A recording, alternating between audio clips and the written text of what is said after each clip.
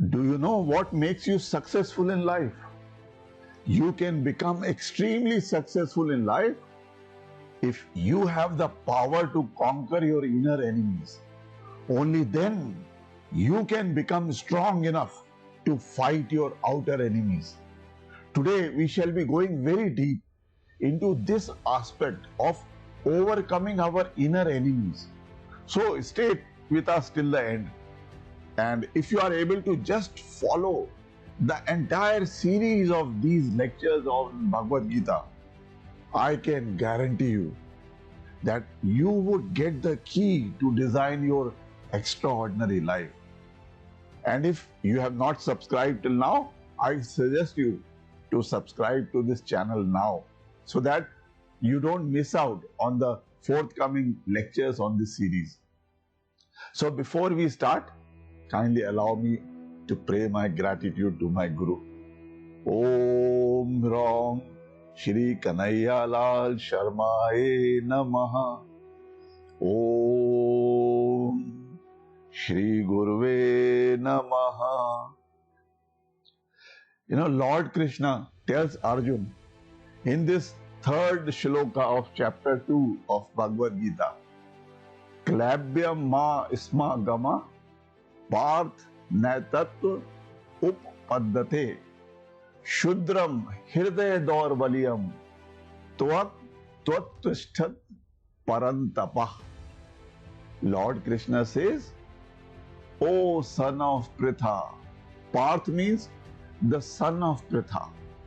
Lord Krishna says, do not yield to this degrading impotence or this unmanliness. Give up such petty weakness of the heart and arise, O you destroyer of enemies, Parantapaha. Bhagwan Shri Krishna, is a very skillful teacher. He knows that if someone wants to walk on the path of enlightenment successfully, he should be put into very high spirits and into a high moral. The person needs to be very optimistic, very enthusiastic and very energetic to overcome the inner negativities of the material mind, to overcome the bondage of his comfort zone, to overcome the grip of ignorance and attachment. If you recall, Lord Krishna had earlier reprimanded Arjuna. Now he is trying to enhance Arjuna's internal strength to tackle the situation by encouraging him. Sant Kabir Das says, he described the qualities of a noble Guru. Guru Kumar Shish Kumbh hai, gadi gadi kaade khot, antar haath sahar de aur bahar baahe chot. See, Guru is the potter and the disciple is the unbaked pot. The Guru gives shape to the pot and curves the flaws with lot of care. While the Guru beats the pot from outside, he keeps a protecting hand from inside. So the Guru takes upon himself to mold the disciple who has the potential for enlightenment and realization. The beatings in this case are those Guru's strict disciplinary actions enforced during the training and the learning period. But at the same time, Guru's love, Guru's compassion and his patience, they nourish and support the disciple from the inside. So, after reprimanding Arjuna earlier, after beating him from outside, now Bhagwan Shri Krishna is enhancing his internal strength by addressing Arjuna as son of Pritha. Pritha is the name of Kunti. Shri Krishna makes him remember his mother Kunti, because she had worshipped Lord Indra, the chief of the gods, and with his blessings Arjuna was born. So Arjuna was endowed with extraordinary might and valor, which is similar to that of Lord Indra. So Shri Krishna is reminding Arjuna of this, encouraging him not to yield to his impotence, which does not befit his illustrious parentage. By using these words, Parth and Kaunte, Lord Krishna has one more purpose in mind. These words mean the son of Pritha, that means, or son of Kunti. Kaunte means son of Kunti. Now, Kunti is Lord Krishna's father's sister. That is, Kunti is the sister of Vasudevji, who is the father of Lord Krishna. Now, therefore, Lord Krishna is trying to show his nearness to Arjuna and thereby conveying something special to him for his welfare. Again, he addresses Arjuna as Param Tapa, or the conqueror of enemies. Now, Lord Krishna has so many meanings, hidden in this just one word, Param Tapa. Firstly, Lord Krishna wants to remind Arjuna that he is the vanquisher of enemies. So, Arjuna is not an ordinary person, but is meant to achieve bigger victories in life. So, Lord Krishna also means that Arjuna has the power to overcome his inner enemies also. As a Kshatriya, his duty is to fight for Dharma. There is one more purpose, that Lord Krishna has used this word Paramtapa, meaning the vanquisher of enemies. Lord Shri Krishna is trying to inspire and strengthen the wavering mind of Arjuna. In Lord Shri Krishna explains to Arjuna that the way he is feeling is neither his moral duty nor true compassion. Rather, it is only delusion. Because Bhagwan Krishna instructs Arjuna not to yield to this impotence, because it does not befit him, and that he should discard this weakness of the heart, Hirdaya Daurabalyam, that weakness of the heart. So, because Arjuna's emotions have their roots in the weakness of the mind, Arjuna wanted to give up the fight because of his respect for elders like Bhishma Pitama and Guru Dronacharya. But Lord Shri Krishna advises him that such magnanimity is misplaced and is not in accordance with the Kshatriya Dharma.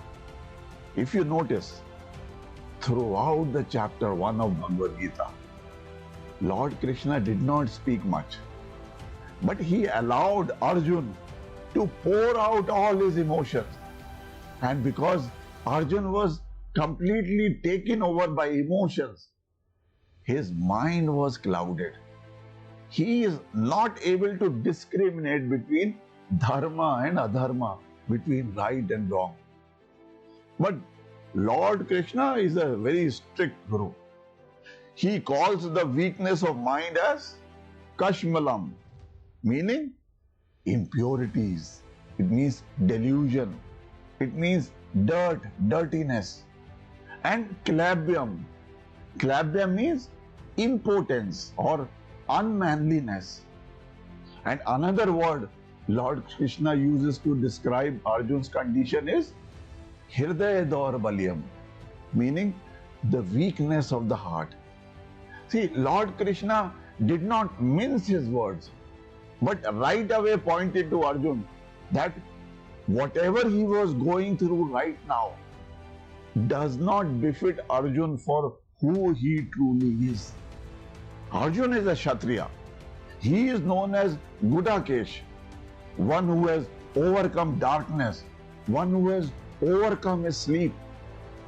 Arjuna is spiritually awakened, and he belongs to the Kuru Vanch, and he was trained by the most illustrious of the Gurus.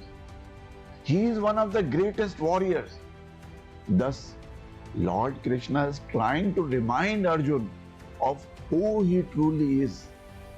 Lord Krishna addresses Arjuna as Param Tapa, the one who destroys enemies. According to Vedanta, the confluence of mind and intellect is called the heart. It's not the physical heart, but the spiritual heart. It is our intellect that helps us to differentiate between the good and the bad, between the right and the wrong, between the dharma and adharma. When our mind is clouded by emotions, our intellect also gets clouded.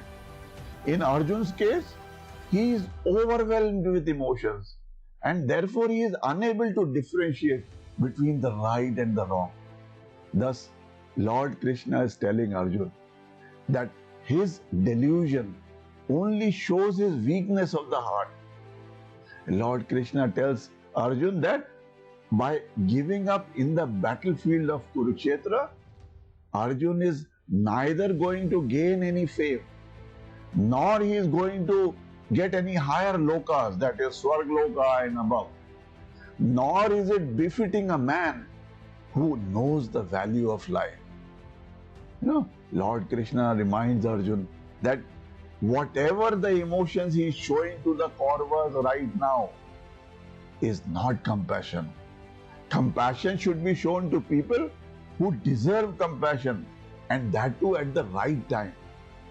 For example, if someone is running after you with a knife, with the intention to stab you, with the intention to kill you, are you going to sit there and say, "Oh, poor man, you must be angry over something and come and let him stab me"?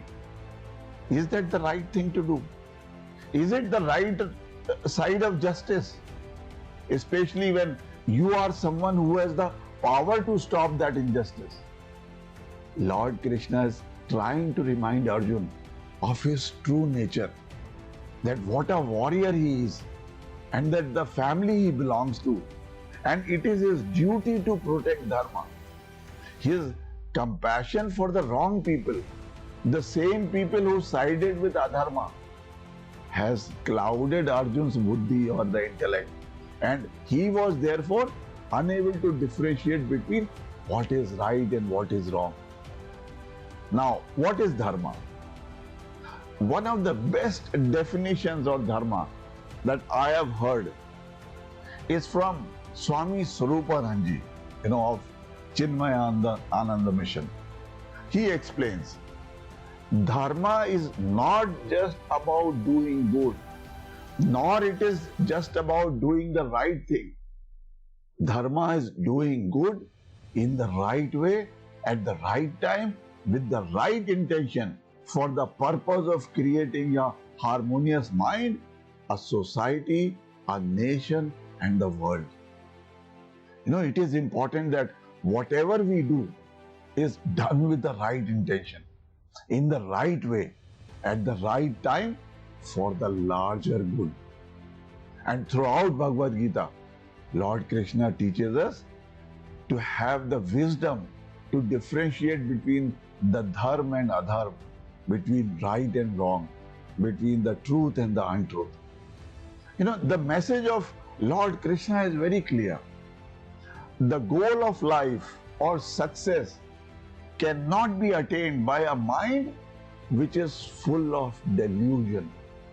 Success cannot be attained by those whose intellect is clouded, by those who have a weak heart, and by those who cannot differentiate between the right and the wrong, or between the dharma and the adharma.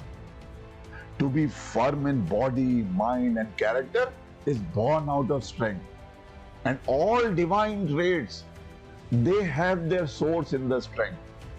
Strength is life, weakness is death.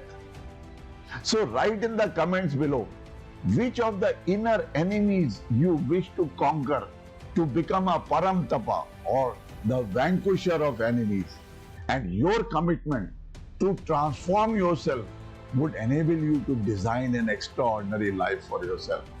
If you wish to learn more secrets to design an extraordinary life, you can join my free workshop, whose link is given below. And in my free workshop, I tell you the secrets to design your extraordinary life.